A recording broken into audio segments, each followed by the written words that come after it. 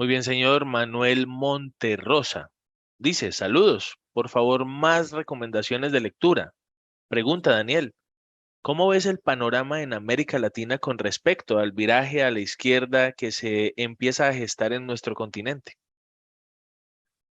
Pues, digamos, lo novedoso es que haya sucedido en Colombia. En otros países de América Latina han existido presidentes de izquierda de distinta carga dentro de la izquierda. Es decir, no puede considerarse que es lo mismo un Ricardo Lagos en Chile que un Pedro Castillo en Perú. Sin embargo, eso ha existido y ha estado un poco normalizado y asimilado a la vida política y democrática de varios países en donde hay relevos, la gente vota en un sentido o vota en otro. Lo novedoso en Colombia es que prácticamente nunca en nuestra historia habíamos tenido un presidente de izquierda elegido y eso desde luego produce miedo, desazón, desconcierto o grandes esperanzas, depende de a quién le preguntes. Eh, Creo que hay cosas importantes en lo que está pasando en el continente y que este cambio de dirección en Colombia va a tener una incidencia continental. Yo creo que hay una oportunidad grande para que el país se desatrase en muchos temas sociales en donde por décadas no se ha trabajado con consistencia para buscar favorecer a las personas más golpeadas por la pobreza en nuestro país. También creo que es un cambio que se tiene que hacer con cuidado, que tiene que consultar las verdaderas razones de la crisis y no confundir l- la causa con los síntomas. Me parece que un amigo me escribía ayer un WhatsApp que me pareció una metáfora interesante, es una metáfora traducida del inglés que dice que no hay que botar el agua de la bañera con el bebé. Tenemos que salvar el bebé, tenemos que preservarlo y cambiar el agua de la bañera y eso hay que hacerlo bien. Creo que hay señales alentadoras en algunos sectores, creo que hay otros en donde persisten las incertidumbres, pero en general la vida democrática se debe caracterizar por el acatamiento de la decisión de las mayorías y el respeto por la existencia de las minorías. En Colombia tenemos un país casi partido en mitades iguales.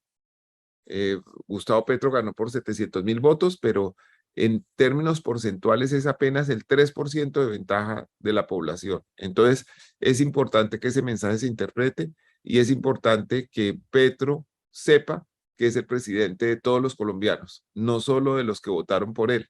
Entonces, va a tener que mirar eso en perspectiva, emprender un camino de reformas que necesita el país y también ver cuáles de esas reformas tienen que adaptarse a lo que puede aceptar la mayoría de los colombianos.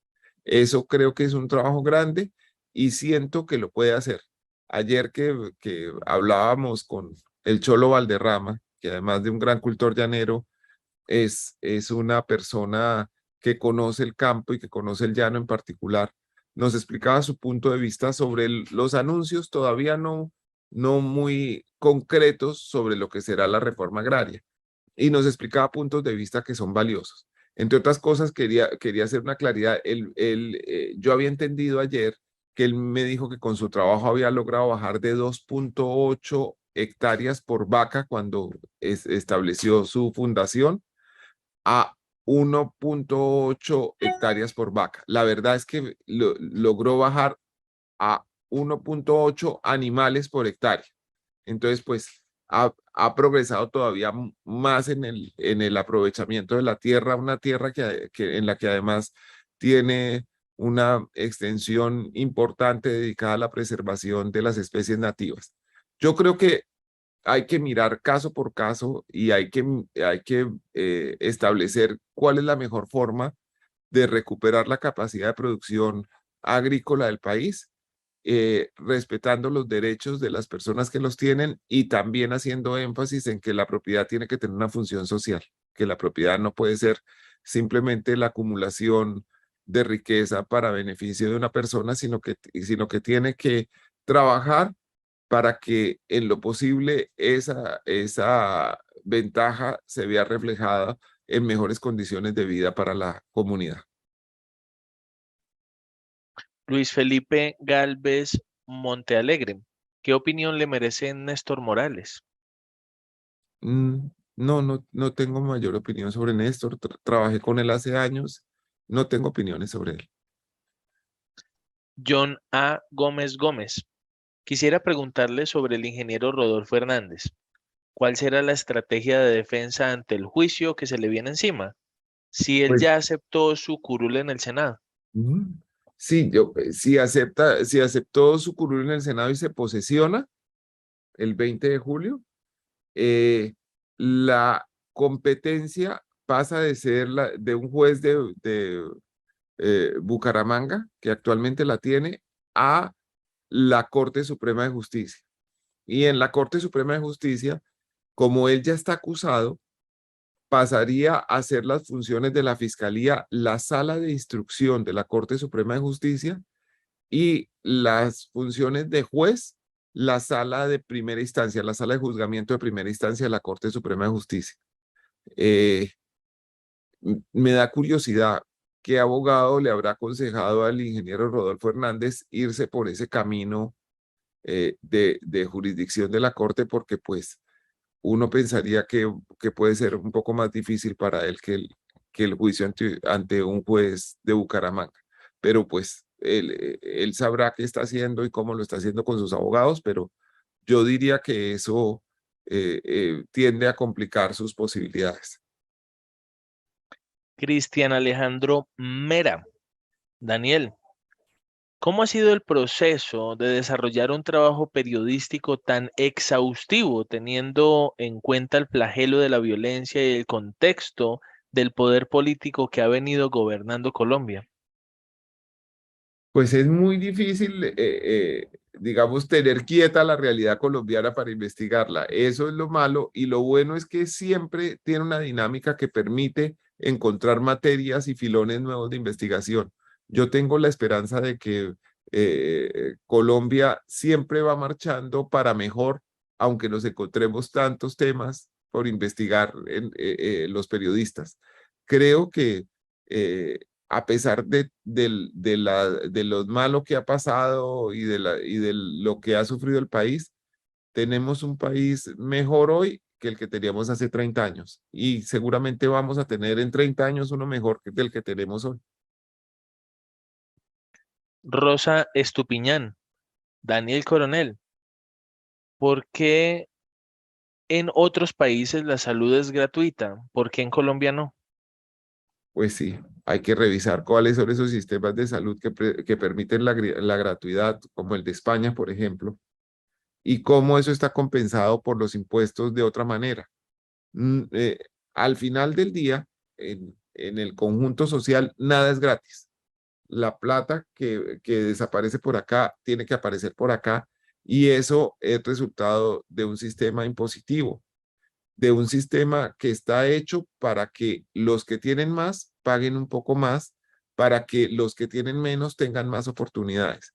Esa posibilidad en nuestro país tiene que reestudiarse en función de eso. Hemos vivido muchas reformas tributarias que se han hecho con el propósito de gravar a los que menos tienen en función de darle exenciones a los que más tienen, porque supuestamente con esas exenciones íbamos a tener mayor inversión, mayor empleo, pero no todas se han reflejado de esa manera. Entonces, pues es un buen momento para revisar cómo debería funcionar ese sistema tributario para marchar hacia una Colombia más justa, para marchar hacia una Colombia que le brinde más oportunidades a más personas y una Colombia que pueda progresar en conjunto, no que el progreso esté medido por el enriquecimiento de unas personas mientras la mayoría se empobrece.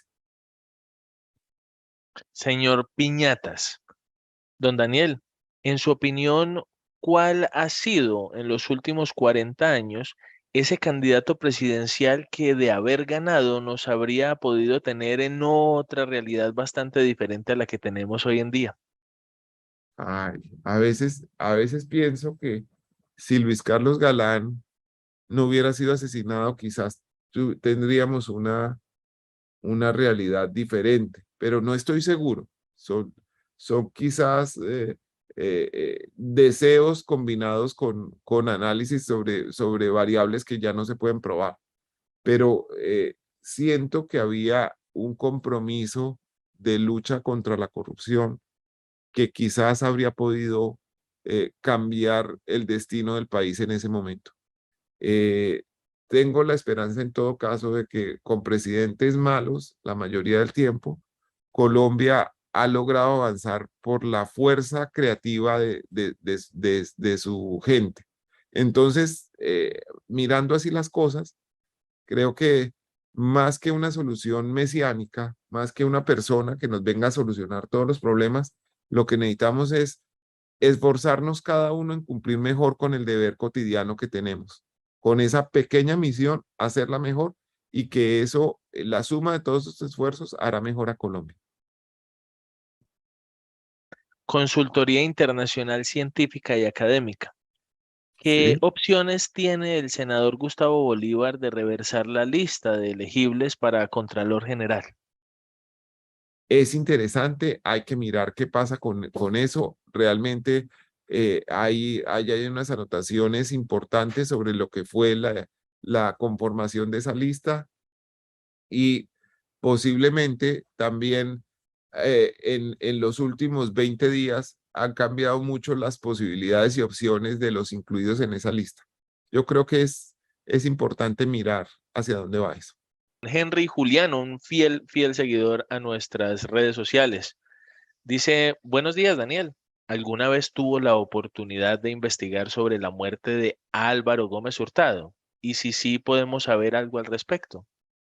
Sí, señor, sí tuve la posibilidad de investigar hace años y encontré unas pistas que se orientaban a la participación de militares en ese caso. Hay un tema que resulta inexplicable, que es que un vehículo militar de una placa que después era una placa intercambiable que usaban varios vehículos, era un campero, estuviera en la zona del atentado de Álvaro Gómez y después apareciera en las oficinas de la revista Cromos, que en esa época quedaban en la calle 70 abajo de la carrera séptima, tratando de comprar una revista y de que le entregaran un recibo con una fecha anterior, diciendo que era para evitar un castigo en la escuela y todo. Y todo indica que era para buscar la coartada de su permanencia en esa zona de la ciudad. Esa pista me indicó también que podía haber oficiales de la Brigada 20, como se llamaba en ese momento, la Brigada de Inteligencia, involucrados en este atentado. Las investigaciones apuntaron por allá largo tiempo y después desapareció esa rama de investigación y me parece que es importante seguirla y revivirla porque por ahí nos podemos encontrar eh, datos claros sobre esa autoría. Yasmín Blanco.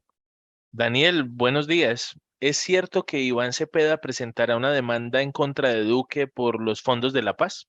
Sí, señor, así lo leí. Él presentará una acción judicial contra el actual presidente Iván Duque por el manejo de los OCAT Paz y porque, pues, evidentemente hay un fenómeno de corrupción que no se ha explicado y todo indica además que hay unos funcionarios enriquecidos, unos funcionarios de la administración Duque y de la Contraloría enriquecidos astronómicamente, coincidiendo con las denuncias de estos manejos de los OCAT Paz.